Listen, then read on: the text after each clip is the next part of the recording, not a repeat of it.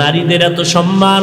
আল্লাহ তাআলার নবী বলেন কিয়ামতের ময়দানে আল্লাহ পাক যদি বলেন আমার দ্বীন ও ইসলামকে জিন্দা করার জন্য কে দ্বীনের পথে রক্তকে বিলীন করে দিয়েছো, আল্লাহ যদি বলে আমি দেখতে চাই শাহাদাতের মর্যাদার মধ্যে কে দ্বীনের পথে রক্ত আগে দিয়েছো, দুনিয়ার কোন পুরুষ শাহাদাতের মর্যাদায় রক্ত বিলীন করা কোনো পুরুষ দাঁড়াইতে পারবে না। নবী বলেন পৃথিবীর সব মানুষের মধ্যে প্রথম আল্লাহর দ্বীন জিন্দা করার জন্য রক্ত বিলাইয়া শাহাদাতের মর্যাদা যিনি অর্জন করেছেন তিনি একজন নারী, সুমাইয়া রাদিয়াল্লাহু তাআলা আনহা দাঁড়ায় যাবে। নবীর উত্তম আদর্শের মাধ্যমে নারীর ইজ্জত বাড়লো না কমলো?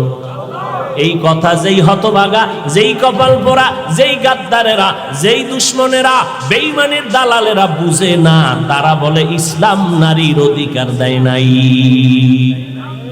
অথচ আল্লাহর কসম একবার, আল্লাহর কসম দুইবার, আল্লাহর কসম তিনবার, হিন্দু ধর্মে নারীর সম্মান পুরুষের থেকে বেশি দিতে পারে নাই, খ্রিস্টান ধর্মের মধ্যে নারীর সম্মান পুরুষের উপরে দিতে পারে নাই, ইহুদি ধর্মের ভেতরে নারীদের সম্মান পুরুষের উপরে দিতে পারে নাই, বৌদ্ধ ধর্মের ভেতরে নারীদের সম্মান পুরুষের উপরে দেয় নাই।